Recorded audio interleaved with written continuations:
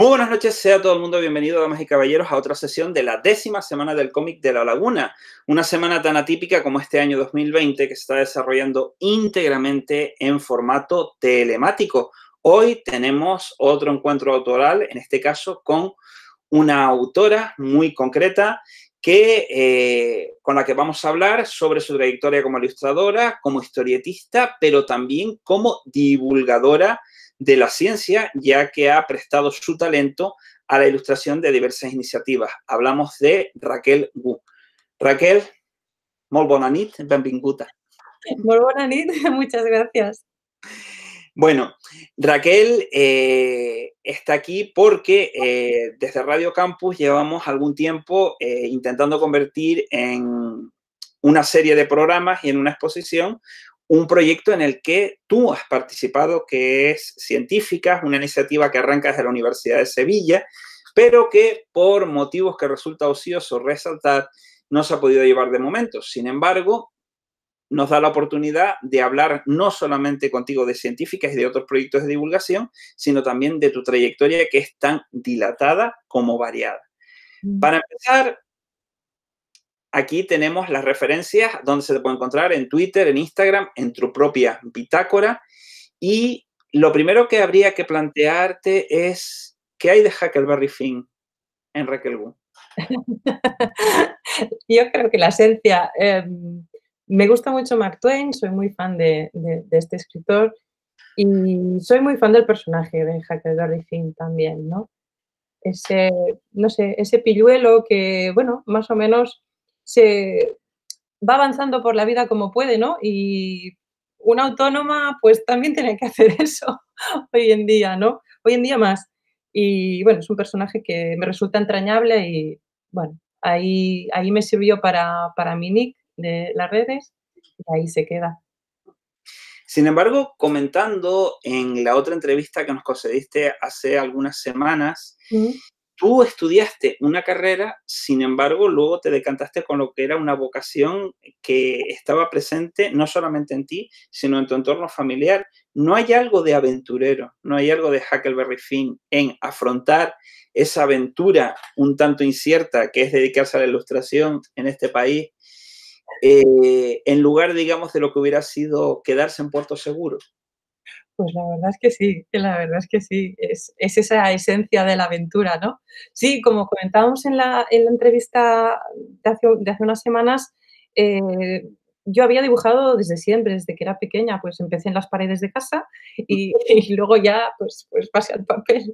Pero sí, yo, bueno, me licencié en filología inglesa, hice un posgrado de literatura postcolonial, luego empecé un doctorado sobre literaturas y culturas inglesas, que, bueno, que abandoné más o menos a la mitad para entrar a trabajar en el sector editorial, precisamente. Y si durante un tiempo pensé que haber estudiado lo que estudié me alejaba de mi vocación, con el tiempo me he dado cuenta que en realidad lo que hacía era acercarme más a ella, ¿no? Porque dibujar y narrar historias pues tiene mucha relación también con lo que estudié, porque sobre todo me me decanté más por la parte de literatura, ¿no?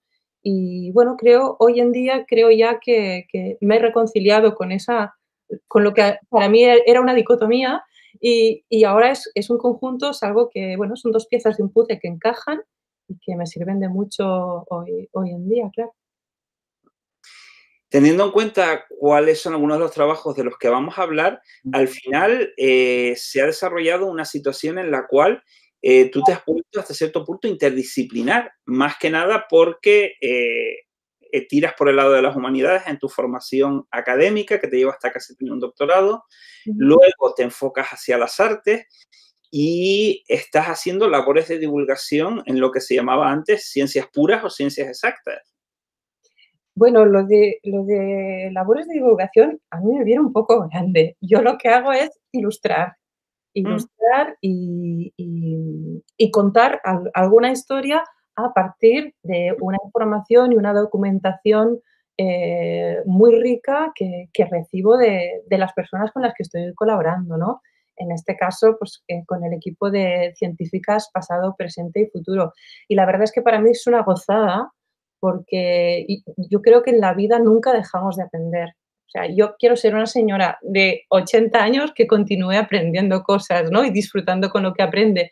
Y la verdad es que poder colaborar con equipos como el de científicas presente, pasado y futuro es un lujo por eso, porque aprendes un montón y encima disfrutas haciendo, si te gusta, claro, disfrutas haciendo cosas como estas. Pues vamos a precisamente hablar sobre este tema. Aquí tenemos dos de tus trabajos donde has actuado como ilustradora Ujú. y cuyo origen está precisamente en la Universidad de Sevilla. Cuéntanos. Pues sí, pues tenemos la cubierta de Científicas, pasado, presente y futuro, que es un cómic que salió en enero de este año.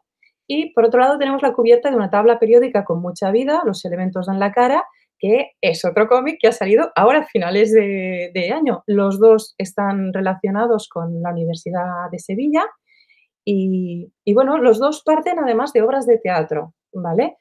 Precisamente, Científicas, pasado, presente y futuro es una obra de teatro que surgió de una idea de Francisco Vega, de Paco Vega, y en la que, bueno, interpretan a varias científicas de la historia, Isabel Fernández, María del Carmen Romero, Adela Muñoz, Clara Grima y María José Jiménez, ¿no? Pero es que además de interpretar a esas científicas del pasado, que son Hipatia de Alejandría, Marie Curie, Rosalind Franklin, Ada Lovelace y Hedy Lamarr, además de dar vida a esos referentes, también cuentan los trabajos de investigación que están realizando ellas actualmente, con lo cual ofrecen referentes del pasado y referentes del presente, que eso me parece muy, muy importante, ¿no? Entonces, mi labor aquí consistió, además de ilustrar el cómic, en adaptar la obra de teatro a cómic, ¿no? A plantear, pues, la estructura de cada página, qué se iba a contar, cómo se iba a contar, y claro, por supuesto, con una gran labor de documentación y sobre todo con el apoyo de todo el equipo, ¿no? Para contrastar, pues, cosas que había que ajustar, y sobre todo muchos elementos, digamos, mm, a ver, ellas, por ejemplo, en la obra de teatro casi no tienen escenografía, casi no tienen decorados. Proyectan una serie de diapositivas, pero claro, aquí sí que había que dibujar esos fondos, esos personajes que eran personajes secundarios en la historia, ¿no? Y bueno, este es un ejemplo un poco del proceso de una de las páginas, ¿no? De una página de Ada Lovelace, donde pues en la parte superior tiene un diálogo muy divertido con Hipatia en la obra de teatro, que eso me pareció bonito incluirlo aquí también. Y luego habla pues de la formación que recibió, pues sobre todo de su madre, y hace referencia también a su padre, a Lord Byron, ¿no? Me gusta enseñar esta página así porque por una parte se ve el trabajo a blanco y negro de composición de página y por otro pues un poco el resultado casi final, a falta de los textos, con el color, los globos de texto y bueno, el resultado final se puede descargar de internet, el cómic está disponible en alta resolución y en resolución media y completamente gratis, sin tener que dar ningún dato ni nada, es divulgación. Aquí ya vemos las páginas, dos páginas ya terminadas. Sí, 2 páginas ya terminadas con el texto de Marie Curie, son las 2 páginas iniciales, de la historia de Marie Curie, que en la obra interpreta Adela. Y bueno, cada científica tiene 4 páginas, preferimos estructurarlo así para que quede todo como muy equilibrado también, ¿no? Cuenta desde que tuvo que marcharse a Francia para poder estudiar en la universidad, porque en Varsovia las mujeres lo tenían prohibido en su época, y bueno, sus primeros estudios en física y matemáticas, cuando consiguió una beca para estudiar el magnetismo, cuando conoció, a raíz de esos estudios sobre el magnetismo, a Pierre Curie, y donde empezó ya pues, toda su historia como científica. Es interesante porque además resaltas una cuestión que es el origen de Marie Curie, porque en muchos casos, por ejemplo en Polonia, recalca mucho, es que los franceses la tienen como patrimonio propio, pero ella nació aquí y en realidad ella tiene este nombre original y coge el segundo apellido. también contribuye a visibilizar un dato que no es tan, que digamos, siendo conocido, suele dejarse de lado habitualmente. ¿Cómo a qué te refieres? Perdona. Y que generalmente, digamos, solemos identificar a Pierre y Marie Curie como un matrimonio científico francés. Y en Polonia, digamos, es que ella es polaca, es decir, entonces, aunque en ese momento en el cual ella existe, Polonia forma parte de Rusia y no existe como entidad separada, digamos, la tienen como parte de su patrimonio humano. Sí, precisamente, tanto en la obra como en el cómic, ella se presenta como María Sklodowska, o sea, da su apellido y luego explica lo mismo, ¿no? En la segunda viñeta creo que es, que dice: "Ah, ¿creéis que me llamaba Curie? No, Curie es el nombre de mi marido", y ahí empieza también a explicar ese detalle, o sea, que también es importante.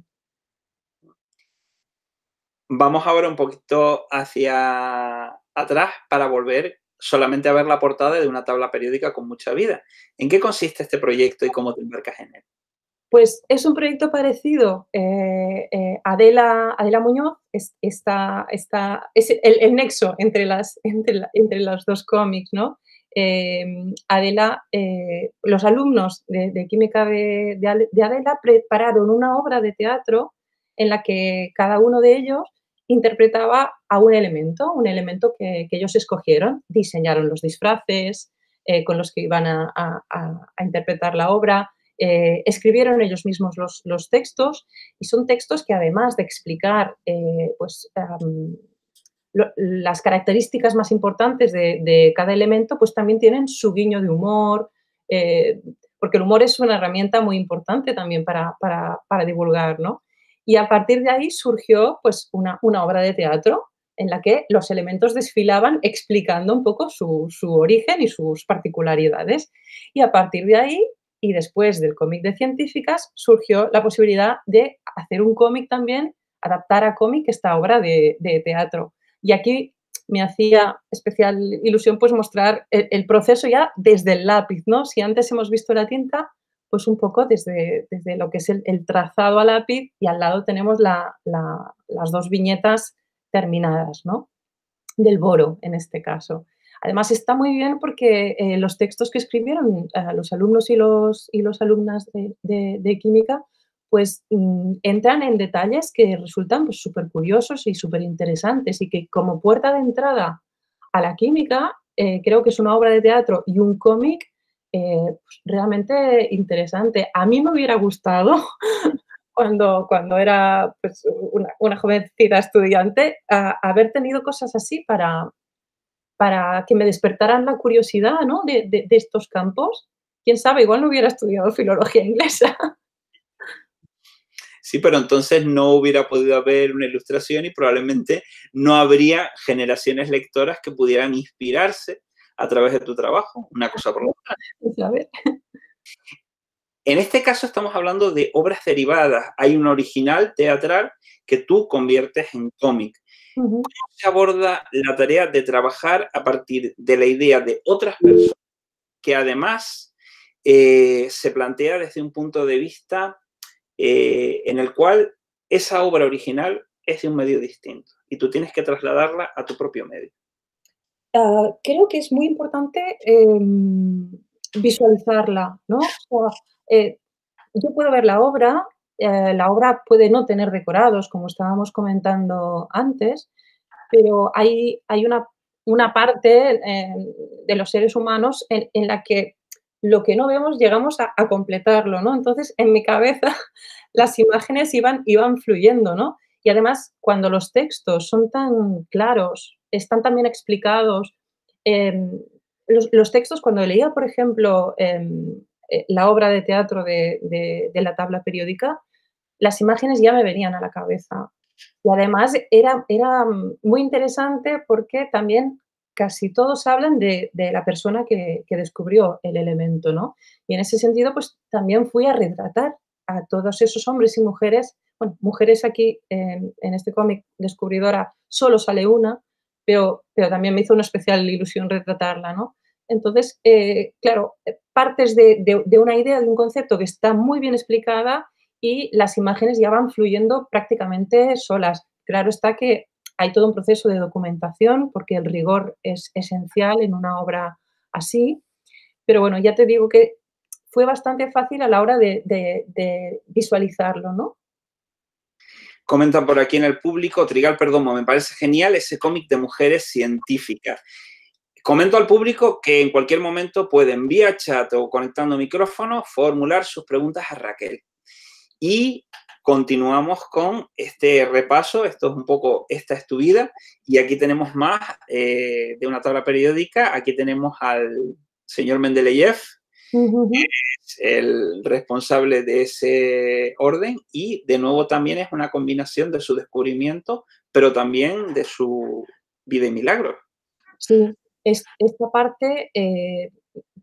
parte tuvimos que rehacer un poco el guión para presentarle así de entrada, le dedicamos, creo que son 3 páginas, y ahí, pues, con Adela, a mano, fuimos un poco, buscando los temas un poco que queríamos destacar, ¿no? O sea, sus orígenes, a mí me llamó muchísimo la atención, bueno, pues que fueran tantísimos hermanos, ¿no? La familia de Mendeleev. Y bueno, y un poco también el rechazo inicial que por su origen siberiano sufrió cuando quiso ir a estudiar en la Universidad de Moscú y en la de San Petersburgo, ¿no? Y que pese a todo, pues llegar a donde llegó, ¿no? Continuamos y aquí tenemos dos ejemplos, el hierro y el galio.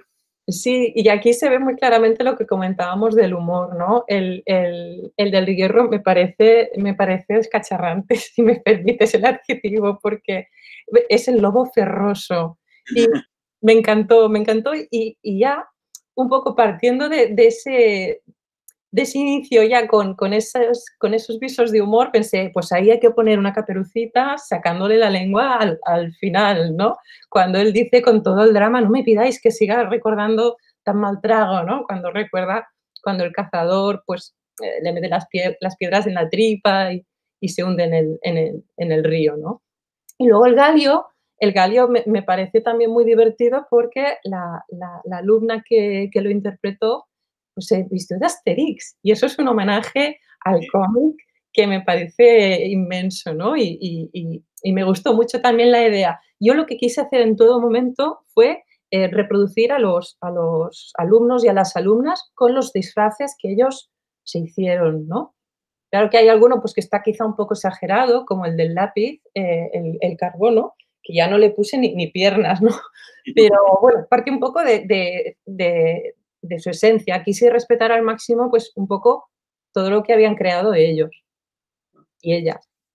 Bien, pues hay que recordar que ambos tebeos están disponibles abierto gratuitamente, ello Ujú. es, y que se pueden descargar por cortesía de la Universidad de Sevilla. Y también una Efectivamente. exposición que también se podrá visitar digitalmente, pero con la confianza y la esperanza de que puedan desarrollarse presencialmente cuando volvamos a una normalidad más normal. Ahí está. No abandonamos la parte de la divulgación porque aquí tenemos ilustraciones de cubierta y tenemos dos libros que son Mati y sus mateaventuras, Hasta el infinito y más allá, y que las matemáticas te acompañen. Las dos son de Clara Grima. Cuéntanos. Ups. Sí, bueno, con Clara hay una relación muy especial porque además de amigas somos, como se diría en inglés, partners in crime.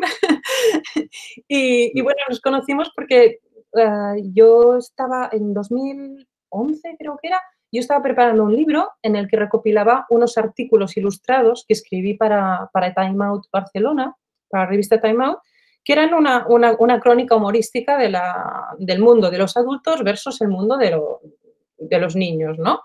Y para terminar el libro, bueno, quise hacer un capítulo con frases ingeniosas de los vástagos, ¿no? De mis amigos. Entonces, una amiga común, Mamen, me dijo, yo tengo una amiga sevillana que tiene unos hijos que le sueltan unas frases que son divertidísimas. Pues pásame alguna. Y me pasó algunas, las frases evidentemente eran hilarantes y le dije, pídele permiso a tu amiga a ver si puede usar las frases de sus hijos.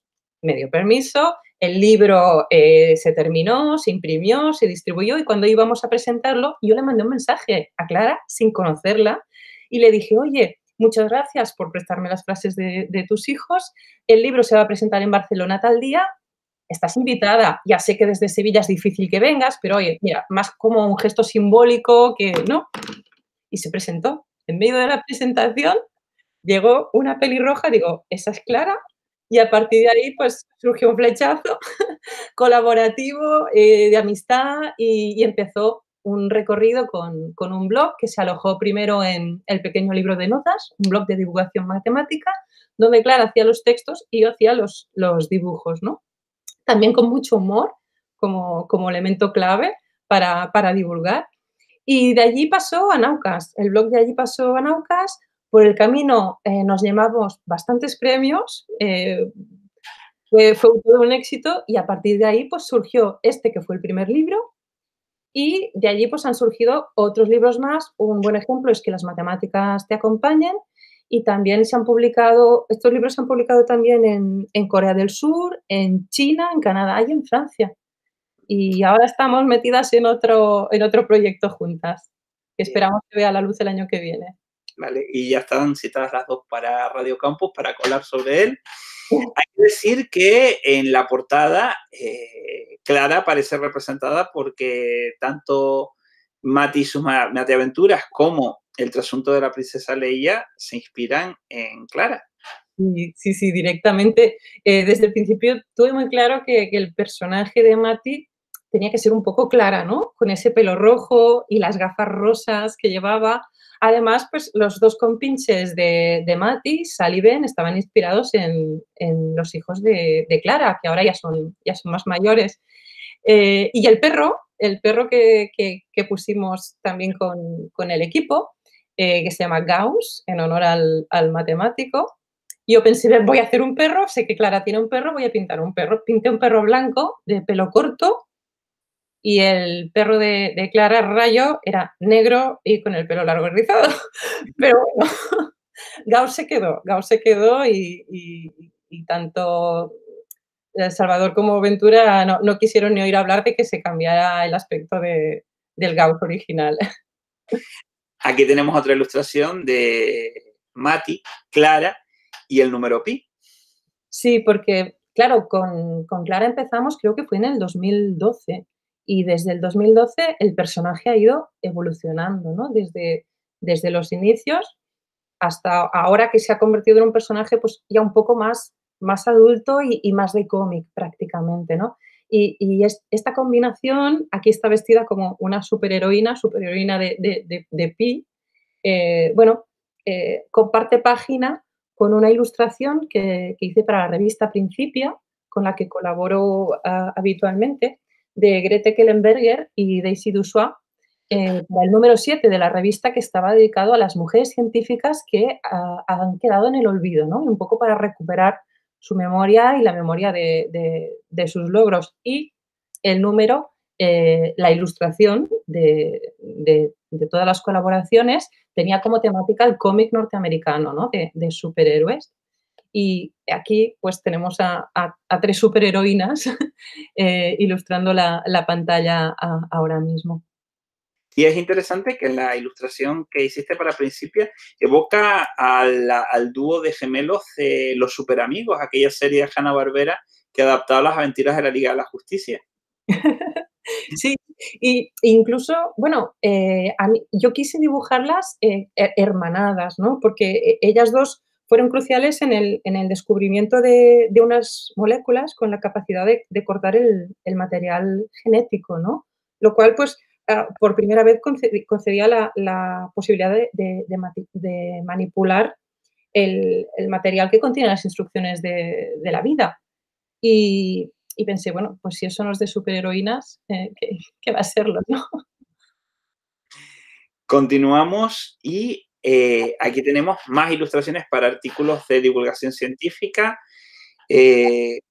los dos publicados en principio, valga la redundancia, en Principia. Ya. Sí, sí, estos dos están publicados en la edición en línea. El anterior, el de Kellenberger y Dussois, estaba publicado en papel Y estos dos son de las publicaciones en línea, ¿no? El primero es un artículo de Carlos Romà Mateo y la mujer que veis dibujada es Odile Crick. Odile Crick era la esposa de Francis Crick, que junto a James Watson presentaron el modelo del ADN, usando trabajos de Rosalind Franklin, a la que nos citaron. Esto es un tema que también sale en el cómic de científicas. Y bueno, Odile era artista y fue la primera persona que dibujó la imagen de la estructura del ADN. Por eso el artículo se llama La mujer tras la hélice. Y el de la derecha es un artículo de Sergi Vila, es del 2016 el dibujo, y se llama el clima que pudo encender la mecha en Siria, sobre la guerra de Siria. Esta mancha que veis, este nubarrón, tiene una historia. Se me cayó el bote de tinta sobre la mesa y entonces al querer limpiarlo, al pasar un paño por encima, quedó esta forma y pensé: "Esta forma es brutal, parece un nubarrón", y le hice una foto y luego la traté un poco con el Photoshop y ahora es una herramienta que, bueno, una herramienta que uso, pues, a menudo para decorar algunas ilustraciones. Y fíjate qué origen tiene. Ujú. Es curioso porque al hilo de lo que comentas, Franquin o Francan, no sé cómo se pronuncia exactamente, el creador de Tomás el Gafe y demás, creó una historia a partir también de una mancha de tinta con un planteamiento bastante más inquietante. Y es curioso lo que comentas de la mujer a través, tras la hélice y esa combinación, digamos, arte-ciencia que se plantean algunas parejas. Por ejemplo, se suele vincular a Carl Sagan el tema de las famosas placas de saludo de la humanidad que están en Voyager y Pioneer, pero en el caso del Pioneer fue Linda Salzman, su esposa en ese momento, la que se encargó de hacer la ilustración de la pareja de hombre y mujer que generó tanta polémica. Con lo cual es curioso que estas ilustraciones y lo que comentas también enlazan con otras situaciones similares tanto en el ámbito de la ilustración como de la divulgación de la ciencia. Sí, y fíjate las que no sabemos también, ¿no? Sí. Porque estos detalles, pues, nos llegan ahora después de muchísimos años, tanto el caso que has comentado de Carl Sagan como este, ¿no? Pero fíjate todo lo que no sabremos. ¿Y crees que, por ejemplo, aunque resulta una pregunta un tanto de perogrullo, pero creo que es necesario verbalizarla, ¿crees que labores como estas siguen siendo necesarias, no solo para hacer divulgación de lo que se hace en el presente, sino también para reivindicar todo eso que ha quedado olvidado en el pasado, como aquel especial de Principia que se planteó respecto de científicas cuyo conocimiento por parte del público no se está dando en este momento? Sí, creo que es esencial recuperar la memoria, porque vivimos en una sociedad que va tan deprisa, que tiene prisa por todo también, ¿no? Y a veces es muy fácil que se olviden muchas cosas, porque quedan sustituidas por otras enseguida, ¿no? O sea, pongamos el ejemplo de un libro, ¿cuánto dura un libro en una librería? ¿Cuánto dura una novedad, no? Desaparece prácticamente enseguida, ¿no? Y hay libros que son de largo recorrido y que pasados unos meses después de su lanzamiento es muy difícil que los encuentres si no han sido un bombazo, ¿no? Entonces, ese fervor del más y hace que por el camino se queden cosas muy, muy interesantes, ¿no? Entonces, creo que es esencial parar de vez en cuando a recordar, ¿no? Y a homenajear personas, logros que hace falta que sean recordados. Al hilo de eso que me comentas, y voy pasando a ilustración, una amiga librera comentaba la dificultad que suponía ella misma, que era tanto librera como lectora ávida, por ejemplo, encontrar ediciones en rústica, determinado tipo de novelas. Por un lado, usted decía, estaba la presión editorial que le, entre comillas, intentaba forzar a comprar la enésima versión de Crepúsculo, que era lo que estaba de moda en ese momento. Mm. Y por otro lado, la sensación de eh, un modelo en el cual todo lo que es la librería de viejo, la literatura de segunda mano, la redistribución, está siendo eliminada desgraciadamente. Aquí en La Laguna teníamos una feria del libro antiguo de ocasión que hace ya unos cuantos años que no se celebra porque parece que ese ya no es el camino. Ya, y las de librerías que están cerrando, ¿no? Ya no solo después de esta de esta pandemia que estamos sufriendo y de esta crisis galopante que está afectando al pequeño comercio, sobre todo. Ya veníamos, ya llevábamos un preámbulo, por decirlo así, preocupante de librerías que iban cerrando, ¿no? Y aquí tenemos otra ilustración que acompaña el proceso creativo, pero también un artículo que habla de los objetivos del desarrollo sostenible, protagonistas de la agenda de la Unión Europea de aquí a 2030 y la necesidad de plantearnos cómo llegar a ellos de una forma equitativa. Sí, esto fue una colaboración con Interred, para ilustrar los objetivos de desarrollo sostenible, con enfoque de género y cuidados, ¿no? Y muestra también un poco el proceso, del primer boceto a lápiz al dibujo definitivo, que es el que veis en el centro, y luego se publicó un artículo en El País y se aprovechó esa misma ilustración. Al hilo de esta ilustración, ¿es casual que ambas protagonistas de la ilustración tengan vestimentas con tonalidades moradas? Sí, es casual, es casual. Fue un tema de paleta de colores, no, no hay ninguna no hay ninguna bandera ahí. No, pero claro, como se plantea el tema de la perspectiva de género y el morado es el color que se asocia tradicionalmente, pues Bueno, eso es como un plus, ¿no? Pero, originalmente la idea no iba por ahí. Luego se vio que, bueno, que casi accidentalmente cuadraba en ese sentido, ¿no? Pero fue más un caso de paleta de colores en esta ilustración. y continuamos. Aquí en este caso una pregunta. Ujú. Eh, ¿Tú, digamos, contactó contigo directamente el país o la persona responsable del artículo cuya ilustración acompaña al mismo? No, en este caso contactaron con Interred. Mm. Contactaron con Interred, que había publicado el libreto con todas las ilustraciones que, bueno, yo me encargué solo de 6 porque estaba repartido entre varias ilustradoras, en este caso. Y al hablar de los objetivos, pues, desde El País contactaron directamente con Interred, sí.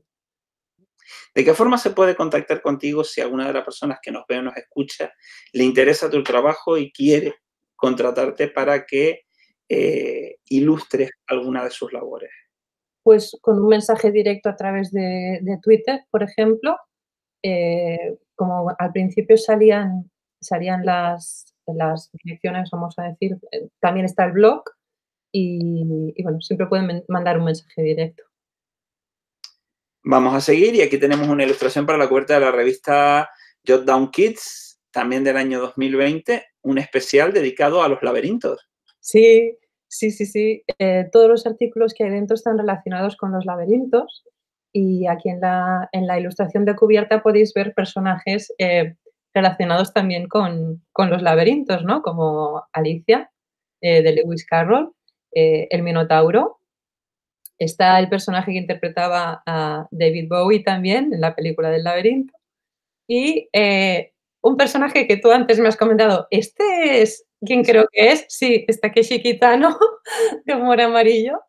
Y bueno, también está el cangrejo, y la chica que veis con esas trenzas curiosas es la protagonista de un videojuego, también, relacionado con los laberintos. Y bueno, quien quiera saber más, yo le recomiendo que vaya a la web de Jotdown y adquiera esta revista, que veis que por 6 euros la podéis tener. Está muy cuidada, está llena de artículos muy interesantes y sabréis por qué hay un cangrejo y Ujú. sabéis quién es ese personaje de las trenzas curiosas y sabéis que pinta ahí también Takeshi Kitano. Y aquí me hacía también especial ilusión pues poder mostrar el dibujo a tinta por separado, que luego forma parte de toda esta composición a color ya, ¿no? Es interesante ver los detalles porque, por ejemplo, el Minotauro lleva el hilo de Ariadna colgado de un cuerno. Exacto, que si te fijas, pende de la parte inferior derecha también de la ilustración, ¿no? Sí, sí. Seguimos, hay que decir que tú eres autora completa, es decir, tú no tienes un equipo, o sea, que tú te encargas, digamos, de toda la parte de lápiz, tinta, color. Todo. Sí, sí, sí, sí. ¿Y qué herramientas son las que sueles utilizar habitualmente? Pues habitualmente trabajo a lápiz sobre papel, en tinto, escaneo y cuando tengo el dibujo escaneado lo pulo, lo limpio, digitalmente y entonces le doy color con texturas, de en Photoshop. Son texturas que he trabajado previamente y que he escaneado. Tengo toda una biblioteca de texturas y con eso voy trabajando. Sí que es verdad que según qué tipo de encargos, cuando hay menos tiempo, pues para optimizar trabajo con tableta, y esto es algo que, bueno, que he descubierto hace realmente poco, porque yo era bastante reacia a trabajar con métodos digitales, pero, mi pareja me regaló una tableta muy buena y la verdad es que tiene una sensibilidad excepcional y tengo que que admitir que, bueno, que antes era reacia, pero que ahora también estoy disfrutando mucho. Eh, la sensación no es comparable con la tinta sobre el papel, que es algo que me encanta, pero los resultados son óptimos, la verdad. Cuando los medios digitales desembarcaron en el ámbito de la ilustración, hubo no discusiones sobre el particular, pero sí un recordatorio, al menos se comenta por algunos autores que han pasado por la semana, como Juan Rodríguez, que la tecnología, como pueden ser Photoshop o la tableta, no compensan y no sustituyen la existencia de un bagaje teórico que se obtiene a través del uso de los mecanismos tradicionales. Mm. Sí, estoy completamente de acuerdo. Los mecanismos tradicionales están ahí y sin los mecanismos tradicionales no existirían todos esos pinceles maravillosos que también podemos usar en las tabletas, ¿no? Creo que son 2 métodos que son complementarios y que, bueno, en función de la disponibilidad, del tiempo y del tipo de resultado que se quiera obtener, se puede usar uno u otro, ¿no? Pero ya te digo, yo antes era como muy reacia a usarlos y ahora la verdad es que estoy viendo que, bueno, que tienen su provecho, ciertamente. Basamos aquí una ilustración, es una historieta conmemorativa del descubrimiento de los escutoides por un equipo de la Universidad de Sevilla, es una historia sin palabras. Cuéntanos. Sí, creo que me gustan mucho las historias y las viñetas sin palabras, porque creo que pueden contar muchas cosas, ¿no? Aunque parezca contradictorio, ¿no? Y en este caso, la historia de los escutoides, pues, me hizo mucha ilusión hacer este cómic, ¿no? Porque, bueno, tanto Luisma Escudero, que es el biólogo celular que lideró toda la investigación, junto a un equipo de biólogos, matemáticos, físicos, informáticos, también de la Universidad de Sevilla, entre los que están Clara Grima y también Alberto Márquez, pues, bueno, trabajaron así, ¿no? Eh, uniendo a investigadores de varias disciplinas, ¿no? Y bueno, hay un paralelismo que Clara comentaba también sobre esta historieta que decía que, bueno, que de la misma forma en que se unen las células epiteliales, con los escutoides, pues ese equipo de investigadores también se había unido así para el descubrimiento, ¿no? Y bueno, me pareció una forma bonita de contar cómo se unen los escutoides y bueno, entre bambalinas está, pues, la otra historia de cómo se unió este equipo, ¿no? Que comentaba Clara. Y aquí vamos a empezar a la parte, digamos, más netamente humorística, aunque habría que decir que todo lo precedente no está exento de buen humor. Exacto. Creo que, como hemos dicho antes, que el humor es una herramienta muy potente y muy válida para divulgar y para contar cosas, ¿no? Aquí, por ejemplo, esta historieta es, una relación de pareja, resumen en 16 imágenes de lectura aleatoria, ¿no? Porque lo leas como lo leas, pues son fases o episodios o momentos que todas las personas que están en pareja, habrán vivido, ¿no? Y quizá ahora mismo, pues, puedes decir: "Mira, pues yo estoy justamente aquí", o "Yo estoy justamente aquí", ¿no? Y bueno, se puede leer de una forma lineal, se puede leer de una forma aleatoria, pero a mí me gusta ese comienzo y ese final, ¿no? Ese final que es como un reencuentro, a pesar de todas las tormentas que pueda haber, pues ahí hay un reencuentro, ¿no? me parece un final optimista. Aquí queda patente, lo comento sobre todo para aquellas personas que nos están escuchando en iVoox, que también es una historia sin palabras, solamente imágenes Ujú. protagonizadas por un chico y una chica, un hombre y una mujer, en distintas fases de su relación, como tú has dicho.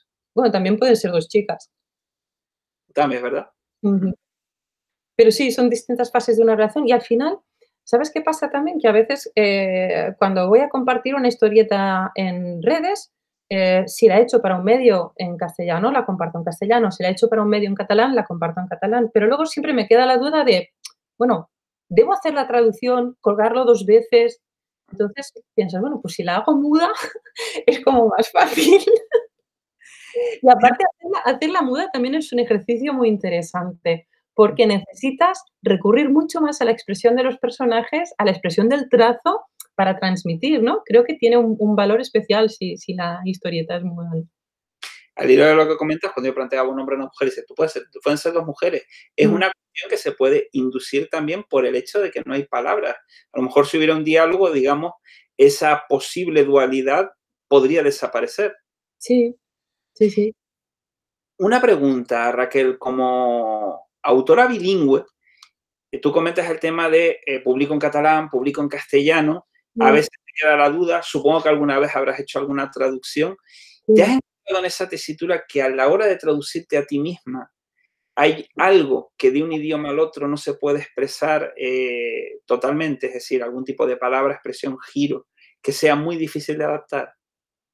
Hay veces que sí, hay veces que tengo que darle muchas vueltas, porque hay giros, expresiones o palabras muy concretas. Creo que cada idioma tiene palabras muy concretas y ya estoy mirando más allá, ¿eh? Estoy mirando al francés, al alemán o al inglés, ¿no? Por citar 3, ¿eh?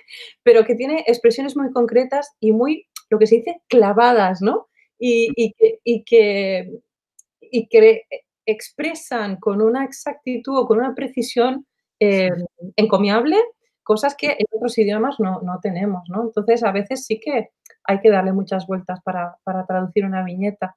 Pero bueno, eso es mi otro campo, la traducción, o sea que un poco ya es un ejercicio al que estoy bastante acostumbrada.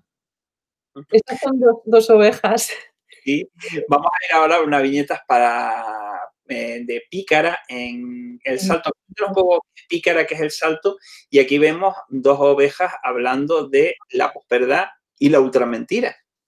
Sí, Pícara, la revista Pícara, tiene una serie de páginas dentro del Salto y en una de esas páginas hay una sección que se llama La Viñetera, en la que en cada número invitan a una viñetista a colaborar, ¿no? Y cada vez que he colaborado, lo he hecho con Obdulia y Edu Vigis, que son estas 2 ovejas, que es un poco un guiño bueno, a eso de que se dice como que vivimos en rebaño, como aborregados, pues estas son dos ovejas, bueno, con las ideas muy claras. Bueno, Eduvigis lo tiene más claro que Obdulia normalmente, y bueno, y que comentan un poco la actualidad, ¿no? Desde el rebaño, ¿no? Porque casi todas las viñetas empiezan así. Mientras tanto, en el rebaño, y están ellas 2, Obdulia es un poco la más soñadora, la que vive más en las nubes, y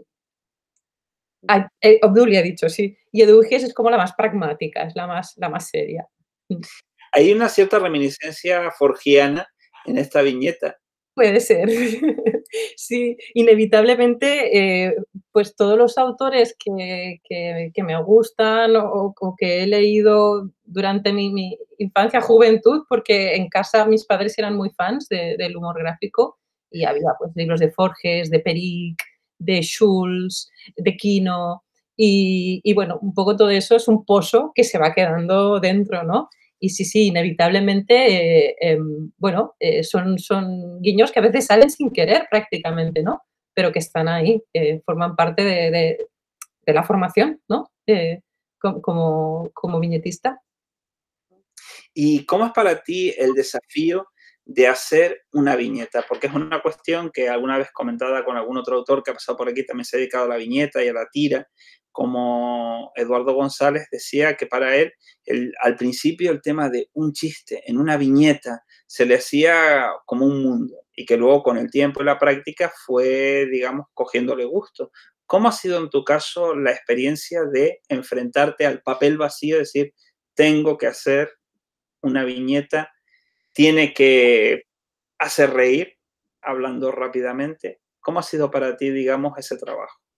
Para mí también, al principio también era un mundo. Hasta que te quitas la presión de que tiene que hacer reír, ¿no? Porque, em, a veces también tiene que hacer, pensar o reflexionar, irritar.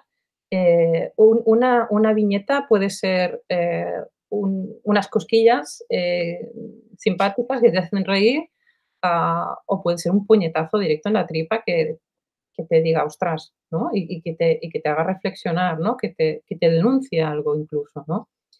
Y en ese sentido creo que todos los viñetistas, las personas que nos dedicamos al humor gráfico, llega un punto, con el paso de unos años, que es como si lleváramos una antena siempre puesta, y es una antena que detecta, situaciones dignas de ser viñetizadas, si si me puedo inventar el verbo, ¿no? Pero pero que sí, que un poco al final hay cosas a nuestro alrededor, situaciones que revelan, no sé, las contradicciones humanas, ¿no? Que es un poco lo que al final siempre acaba dando más juego, reírnos de nosotros mismos y a la vez pararnos a pensar en: "Esto sí que lo hacemos", ¿no? Como la imagen que estamos viendo ahora, ¿no? Que más de una persona me ha dicho: "Es real como la vida misma". Para las personas que nos están escuchando en iVoox, es una viñeta, dice, en la cual pues, se encuentran dos amigas, es del libro Estoy Estupenda, del año 2018, dice, tener momentos para escuchar a que te escuchen. Entonces una dice, me siento más cansada, yo más. Estoy muy quemada en el trabajo, yo más. Estoy pasando una mala época, yo más. Sé que bien poder hablarlo con una amiga. Yo creo que todo el mundo ha tenido alguna amistad así. Amigo. Exactamente. Sí, sí, sí. Y en ese planteamiento, al hilo de lo que comentas, de que la viñeta tiene que inspirar, has dicho, desde una sonrisa, un cosquilleo, a un puñetazo directo, ¿cómo percibes tú el hecho de que de un tiempo a esta parte haya personas o colectivos que no son partidarias de esa última opción, donde lo que se plantea es que todo aquello que pueda resultarles ofensivo o generarles una reacción como la que tú metafóricamente has descrito, bueno, has descrito eh, ¿qué opinas ante ese particular, ante el hecho, digamos, esta cultura del ofendidito y la petición de la política de la cancelación de esto no me gusta, esto me ofende, esto me incomoda, esto me ha sentado como un puñetazo en el estómago, por favor, quitar? Eh, Creo que el humor gráfico, por encima de todo, es crítica, ¿no? Y que la crítica es sana. O sea, en el momento en que alguien se ofende por una crítica, no acepta una crítica, se está cerrando en banda un poco a cuestionarse incluso a sí mismo y a sus posiciones, ¿no? Se está manteniendo ahí, pues con los ojos cerrados, ¿no? Por decirlo de alguna manera. Es muy difícil calibrar la ofensa, porque, claro, necesitaríamos un ofensómetro, por decirlo así, ¿no? O sea, es muy difícil. Yo creo que cada dibujante, cada viñetista es responsable de lo que dibuja, de lo que quiere transmitir, ¿no? Creo que se puede hacer crítica de todo, y estoy hablando de crítica, no estoy hablando de burla, ¿vale? Porque creo que es más complicado hacer crítica, una crítica ingeniosa, una crítica que despierte una media sonrisa incluso, ¿no? Creo que es mucho más difícil eso que hacer burla, ¿no? Y creo que desde ese punto la crítica es constructiva, aunque lleve aunque sea mordaz, ¿no? Y bueno, luego está el tema de que, bueno, de que puede haber chistes, viñetas de mal gusto. Evidentemente, también puede haber, comentarios de mal gusto, películas de mal gusto, libros de mal gusto. Luego, que cada persona elija lo que quiere consumir, ¿no?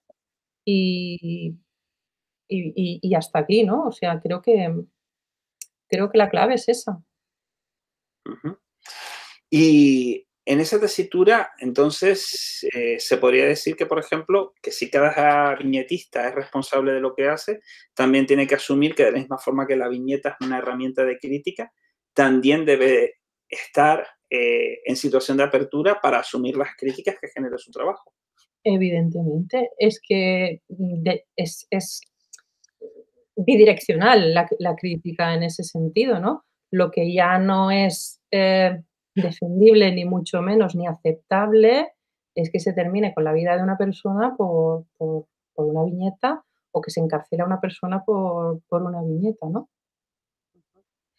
Y vamos precisamente a una publicación que ha tenido sus más y sus menos en ese sentido, como es El Jueves, donde tú colaboras con cierta regularidad. Aquí tenemos 2 viñetas, relacionadas también con ciertos aspectos de la madurez de lo que se llamaba antes la crisis de los 40, pero como ahora los 40 son los nuevos 20, uno no sabe cuándo ha de caer esa crisis. Cuéntanos un poco cómo llegas al Jueves.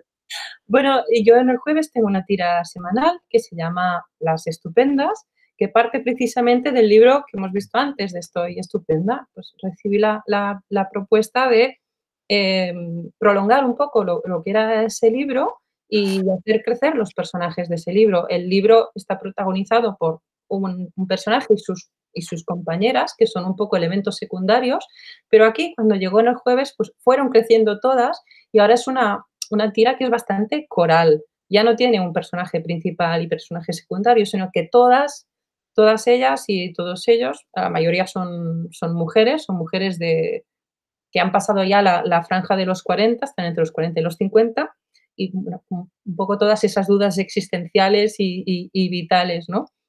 Y bueno, reflejan también esas contradicciones de las que hablábamos antes y bueno, y sobre todo es una reflexión vital, ¿no? Porque a partir de los 40 empiezas a pensar que estás en la mitad de la vida, empiezas a pensar todo lo que nos ha hecho, todo lo que te queda por hacer, qué sentido tiene la vida, ves un poco que se desmorona, el mundo que has conocido hasta entonces, ¿no? Porque lógicamente, pues, tus padres, tus abuelos, los adultos que te rodeaban se han ido haciendo mayores, ¿no? Y ahora tú estás ocupando el lugar que ellos ocupaban cuando tú eras mucho más joven, ¿no? Y esa transición, ese intercambio del testigo, ¿no? En la carrera de relevos, es un poco toda esa historia es un campo muy, muy, muy abonado para crear tiras, creo yo.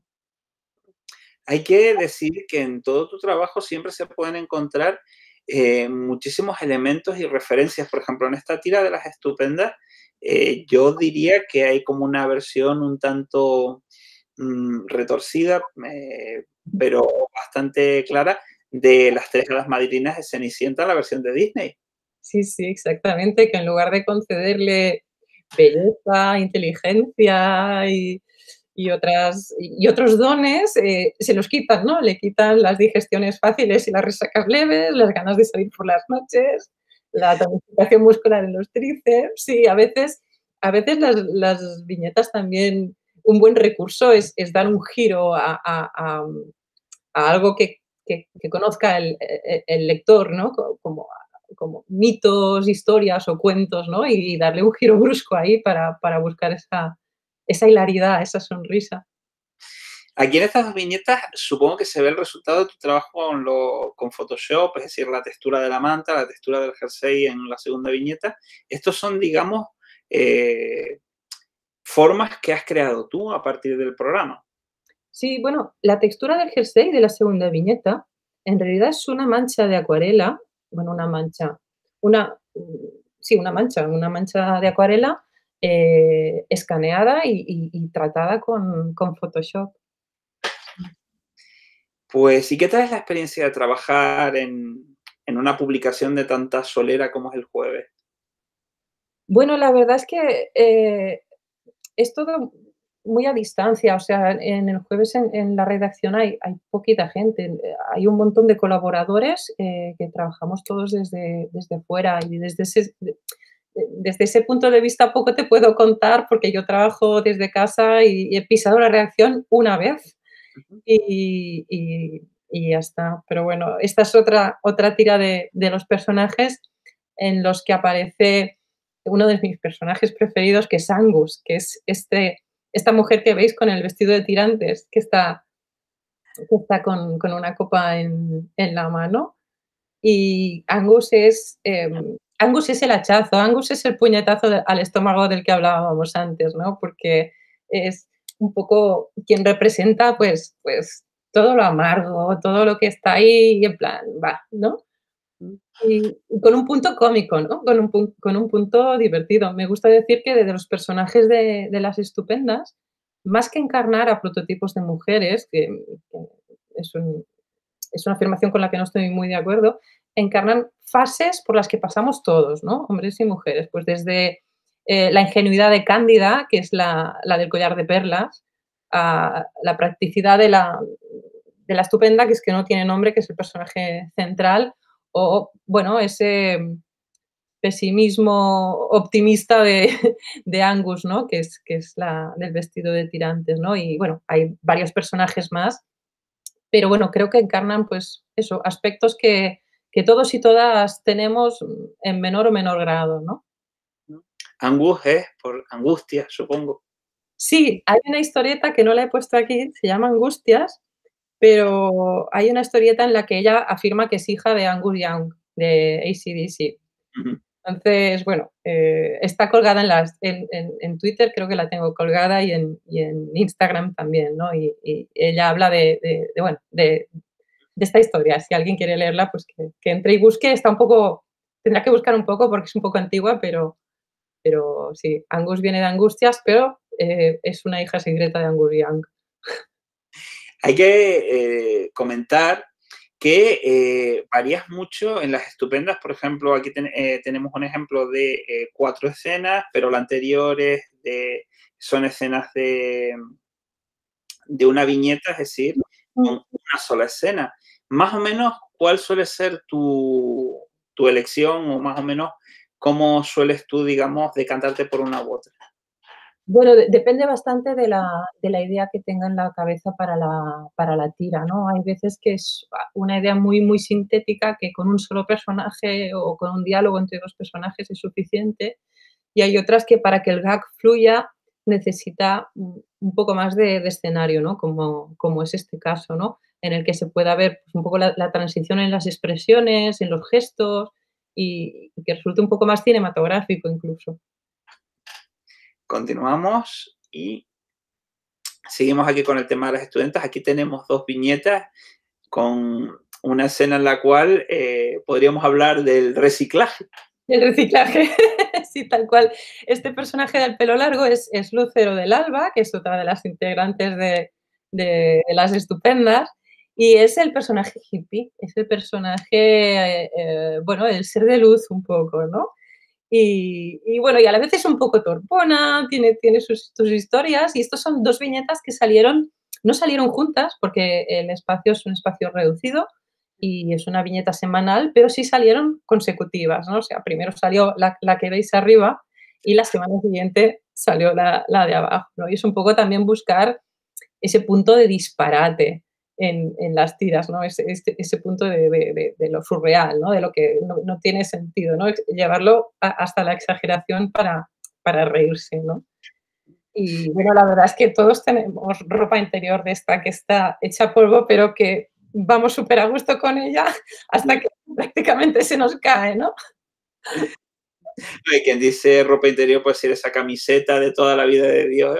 Puede durar un Y poquito más, de o unos calcetines.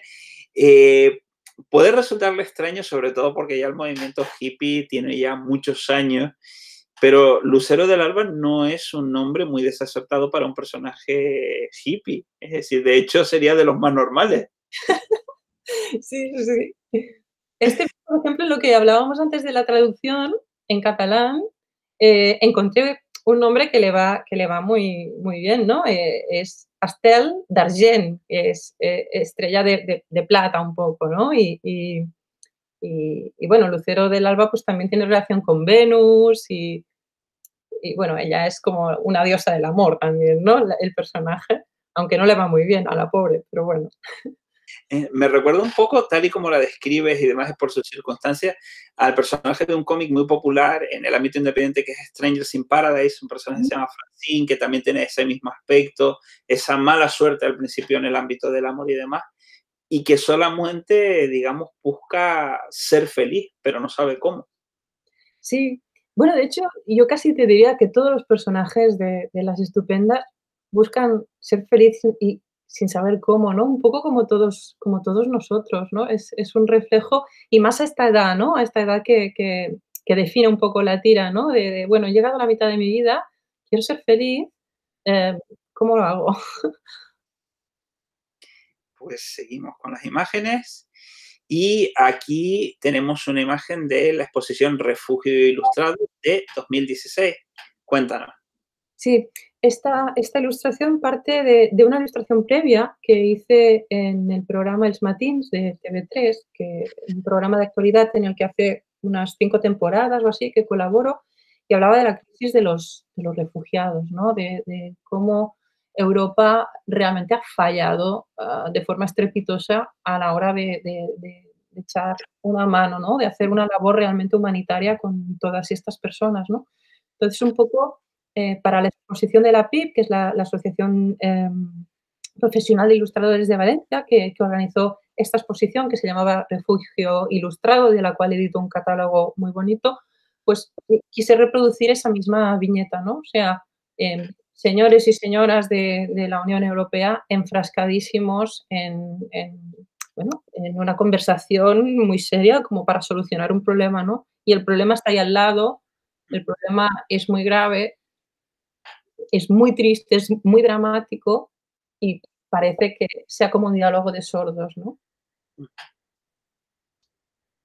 Y ahora, pues una viñeta sobre un tema relativamente reciente son los resultados, de las elecciones presidenciales en los Estados Unidos.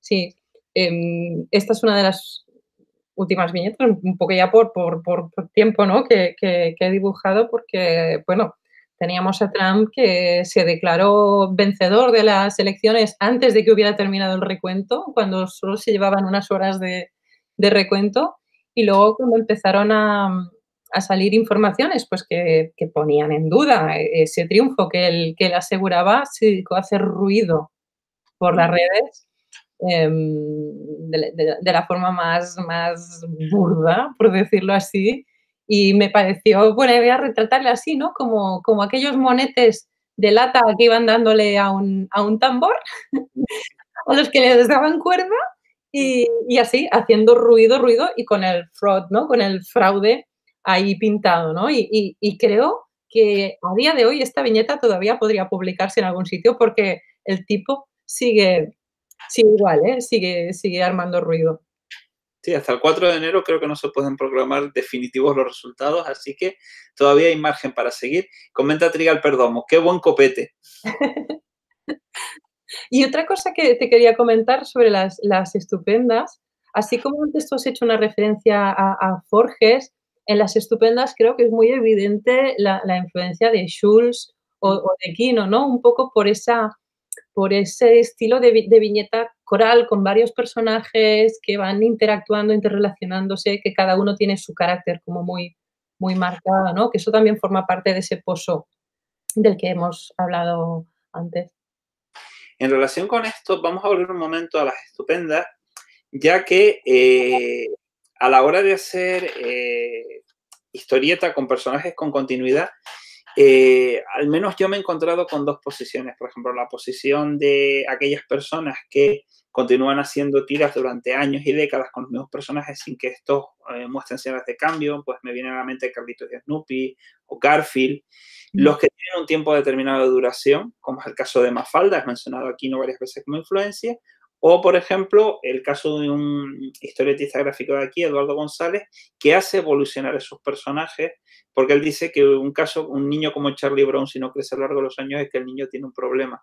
¿Tú Ujú. cómo concibes a tus estupendas? ¿Las veremos evolucionar, crecer, o sea, alcanzar los 50, etcétera? ¿O les pondrás fin en un momento determinado? ¿O mientras tengas ideas vinculadas a su mundo continuarán, pero un poco como lo que sucede, qué sé yo, con Tintín. No cambian, aunque el mundo cambie a su alrededor. Yo creo que sí que van a evolucionar, porque las estupendas beben mucho de lo que percibo de mi alrededor, ¿no? Entonces, creo que van a crecer conmigo un poco, o mejor dicho, van a envejecer conmigo, ¿no? Entonces, poco a poco, pues los 40 les irán quedando más lejos y se irán acercando más a los 50, ¿no? Entonces, en ese sentido, por contar, creo que siempre se van a ir adaptando a la realidad del entorno, ¿no? Que es de donde sacó las ideas. Y quizá un día pase como aquí, ¿no? O como Watterson, ¿no? Que decidió poner punto y final a Calvin y Hobbes. Y igual un día también decida ponerles punto y final, ¿no? Porque no quede más que contar con ellas, ¿no? O simplemente porque me canse, no lo sé. De momento llevan 3 años ya en el Jueves y de momento yo creo que les queda cuerda para un rato. Y si la cuerda fuera lo suficientemente prolongada, ¿tú concebirías la posibilidad de que otras personas, otros autores, tomaran el relevo de tus personajes? No, no, creo que los personajes, forman parte intrínseca de cada autor, ¿no? Más allá de si son o no sus trasuntos, pero creo que en ese caso, preferiría parar como Watterson o hacer lo que hizo Hergé, que decidió que nadie más podía dibujar a Tintín, ¿no? Em Creo que además es bueno que los personajes, llegado a un punto, desaparezcan y dejen espacio a personajes nuevos, ¿no?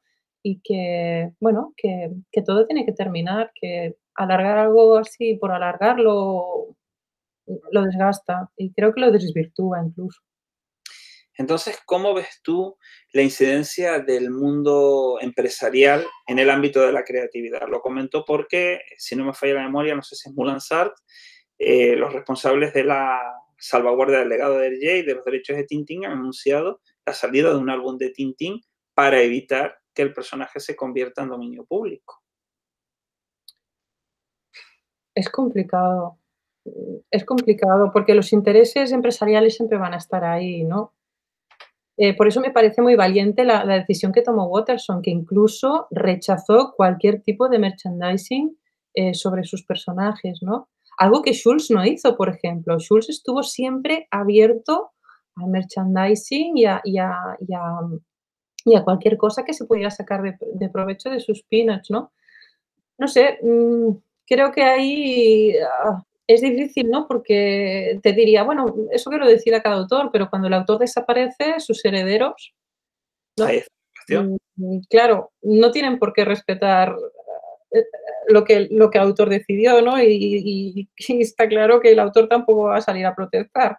Entonces, bueno, confiamos en el buen criterio de las personas y que se imponga buen criterio al lucro, ¿no? Empresarial. Y además que se opte por la originalidad, ¿no? Por crear nuevos personajes y no estar siempre viviendo de los mismos, que queden como clásicos, que eso está muy bien, pero que también dejen sitio a otros. Que parece que a ciertos niveles no van los tiros por ahí. Eso precisamente que has comentado también lo mencionaba Alan Moore a cuenta de Watchmen y de la explotación que se da de sus personajes, pero parece que en realidad lo que tenemos son cada vez como el reciclado de las distintas propiedades intelectuales, es algo que se ve de forma patente a día de hoy en el ámbito del cine, donde tenemos precuelas, secuelas, remakes y Sí. existen elementos originales, pero parecen un poco fuera de plano y hay que rebuscar un poquito. Sí, pero fíjate que ahí está luego el poder que tenemos como consumidores, ¿no? Que tenemos la opción de elegir qué queremos leer, qué película queremos ver, ¿no? Y si realmente vamos un poco más allá y pedimos cosas nuevas, yo creo que a la larga se nos darán cosas nuevas. Pasa que es como muy muy perezoso, ¿no? Bueno, pues me dan otra de los Vengadores, pues adelante, otra de los Vengadores, o me dan más de lo mismo, más de lo mismo. Pero si realmente la industria ve que esto le deja de funcionar un día porque la gente pide más contenido original, pues mira, confiemos con optimismo en que pueda dar un giro. Pues nos estamos aproximando al final Y aquí tenemos esta ilustración para la cubierta de Tombuctú, que como tú misma me dijiste en la preparación de esta entrevista, es el principio de tu historia. Sí, he dejado para el final, como empezó todo, ¿no? Empezó, pues, con el encargo de esta cubierta. Yo trabajaba en una editorial como editora y un compañero que había cambiado de trabajo, se había ido a otra editorial, me propuso ilustrar, una cubierta para un libro, y le dije: "¿Qué libro?". Me dijo: "Paul Auster". Dije: Tombuctú", que además es un libro precioso porque está contado desde el punto de vista del perro. Es un libro muy cortito, recomiendo que lo leáis. Y ya el dibujo, pues ya lo hice muy comiquero, ¿no? Es un dibujo del 2006, me gusta decir que fue el primer trabajo así serio, ¿no? Como ilustradora y bueno, un perro, me encantan los perros, creo que los perros también en las tiras cómicas y en el humor gráfico son, son unos personajes entrañables y muy divertidos. Está ahí Ciudadano Khan de Marco Jare, que es tremendo, que da mucha risa. Bueno, ya sin contar con Snoopy, con los perros y gatos de Max, ¿no? Bueno, y es un poco también un homenaje a ese icono, ¿no? A ese icono del mejor amigo del hombre, pues, de los cómics, de las tiras, pues ahí, ¿no? Ahí reflejado en la portada de Tombuctú. Bien, pues ahora hemos llegado, bueno, aunque hemos visto una parte de lo que estás desarrollando en tiempo presente, porque las últimas viñetas son prácticamente de ayer o vinculadas con noticias de rabiosa actualidad. ¿Cuál es el futuro inmediato para las obras de Raquel Wu? Bueno, pues ahí hay un proyecto con Clara Grima, del que os he hecho algún apunte, pero del que no puedo contar mucho más. Y bueno, están ahí las tiras, las colaboraciones periódicas con El Jueves, con el programa de televisión de TV3 Es Matins, con otro programa de radio de Cataluña Radio, donde preparamos una serie de ilustradores, viñetas sonoras que se publican en las redes, pero que luego emitimos como un corte de audio explicándolas. Y bueno, hay por ahí un par de libros para ilustrar. Y bueno, en el cajón siempre hay proyectos personales que por desgracia se van retrasando porque entran trabajos que dan de comer y entonces, bueno, están ahí. Espero sacar tiempo algún día para poder llevarlos a cabo. Pues ahora llega un momento, si se quiere formular alguna pregunta desde el público, se han hecho un par de comentarios, pero si quieren utilizar el chat o conectar el micro, lo que mejor se prefiera. Recordamos que se puede encontrar a Raquel como Raquel Berrifín en Twitter y en Instagram o visitarla en raquelblog.blogspot.com. Lo comento para aquellas personas que nos están escuchando en iVoox. ¿Alguna cuestión? ¿Alguna pregunta? Recuerden que de momento preguntar es gratis. Mañana Dios dirá. Ya tenemos una pregunta.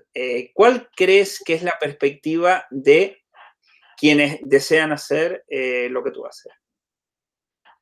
Bueno, la perspectiva nunca es halagüeña, ¿no? Porque si ahora tuviera que empezar, probablemente me lo pensaría 2 veces, pero cuando te gusta tanto, dibujar y contar historias, la verdad es que por mucho que quieras pensártelo, acabas intentándolo. Y si más o menos te va saliendo bien, y como en mi caso puedo combinarlo con otro trabajo, como es la traducción, que me da, pues, cierta seguridad, acabas lanzándote. O sea, yo lo que diría a alguien que quiera probar, de dedicarse a esto, es que lo pruebe, porque solo probándolo sabrá si le gusta y si lo disfruta. Y oye, a echar para atrás siempre hay tiempo, entonces, que lo pruebe, claro que sí. ¿Más preguntas? ¿Comentarios?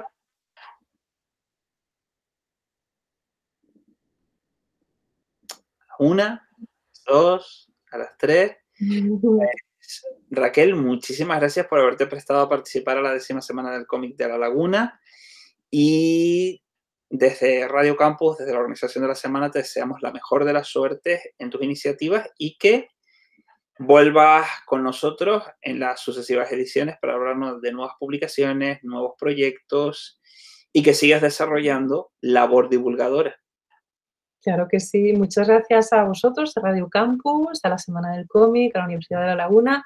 Ha sido un placer estar aquí charlando y compartiendo este ratito y hasta la próxima. Nada, comenta Trigal Perdomo. Muchas gracias por compartir este espacio y éxito. Un saludo a Trigal también.